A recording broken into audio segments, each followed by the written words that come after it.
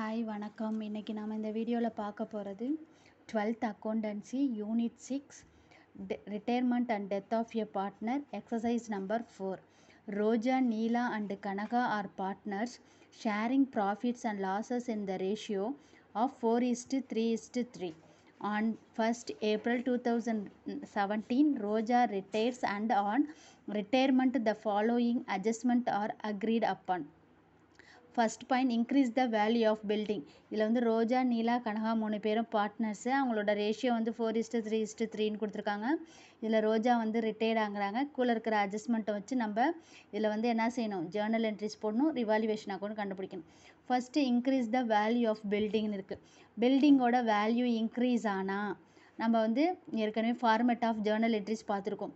Asset value increase ஆனால் என்ன பண்ணணும், depreciate stock by 5,000 and furniture 12,000, provide and outstanding liabilities. இப்போ இதை வச்சு நம்ம என்ன செய்யணும், ஜேர்னல் என்ட்ரிஸ் ரிவாலுவேஷன் அக்கௌண்ட் போடணும். இப்போ ஃபஸ்ட்டு என்ன சொல்லியிருக்காங்க, increase the value of building 30,000 அப்படின்னு சொல்லியிருக்காங்க. இப்போ பில்டிங்கோட வேல்யூ இன்க்ரீஸ் ஆகிருக்கு.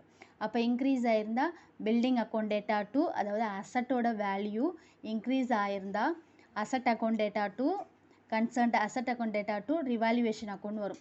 இப்போ அசட்டுங்கிறது இங்கே இடத்துல என்ன கொடுத்துருக்காங்க, பில்டிங்னு கொடுத்துருக்காங்க.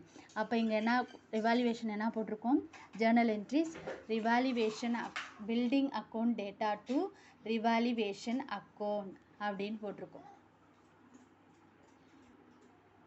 நெக்ஸ்ட் என்ன கொடுத்துருக்காங்கன்னா, டிப்ரிஷியேட் ஸ்டாக் 5,000, ஃபர்னிச்சர் 5,000. டிப்ரிஷியேட் அப்படிங்கும்போது அமௌண்ட்டு குறையும்னு அர்த்தம். இப்போ அமௌண்ட்டு குறைஞ்சா என்னது, revaluation account data to stock, அதெல்லாம் கன்சர்ன்ட் அசட்டோட வேல்யூ வந்து குறைஞ்சிருச்சுன்னா revaluation account data to concerned அசட்டோட வேல்யூ கிரெடிட்டில் போகணும். அப்போ இங்கே என்ன இருக்குது, ஸ்டாக்கு, ஃபர்னிச்சர் இருக்குது. Stock 5,000, furniture 12,000. அப்போ revaluation account data to stock account, furniture accounts. Next மூணாவது என்ன கேட்டிருக்காங்க, ப்ரொவைட் அண்ட் அவுட்ஸ்டாண்டிங் லயபிலிட்டி 1000.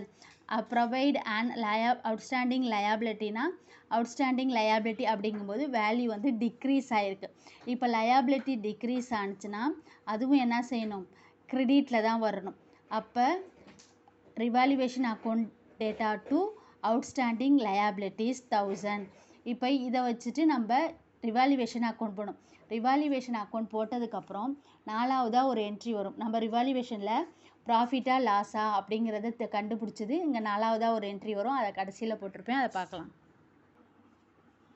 இப்போ இதை வச்சு நம்ம ரிவாலுவேஷன் அக்கௌண்ட் போடுறோம். இப்போ revaluation account particulars amount particulars amount. இப்போ ஃபஸ்ட்டு என்னது, building account data to revaluation தான் போடுறோம். இங்கே டெபிட்டில் இருக்கிறதுன்னு இங்கே கிரெடிட் ஆப்போசிட்டில் வரும். Building account by buildings 30,000. அப்புறம் இங்கே என்ன செஞ்சுருக்காங்க, revaluation account data to stock to furniture. அப்போ ரெண்டு கிரெடிட்டில் இருக்கிறதுனால டெபிட்டில் ஆப்போசிட் சைடு கிராசிங் இதில் வரும். To stock 5,000, to furniture 12,000. Next outstanding லயபிலிட்டிஸும் என்னது கிரெடிட் சைடு இருக்குது, அதனால் இங்கே டெபிட். Two outstanding liabilities 1000. இப்போ இந்த சைடு ஆட் பண்ணால் 30,000. இப்போ இந்த 30,000ஓட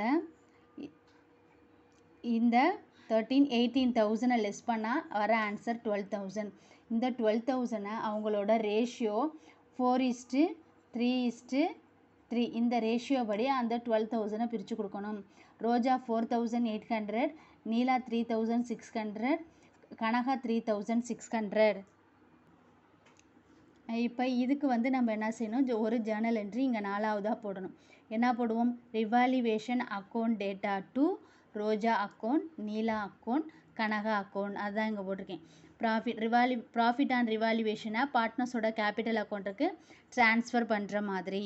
அப்போ இந்த 12,000, 4,800, 3,600, 3,600. தேங்க்யூ.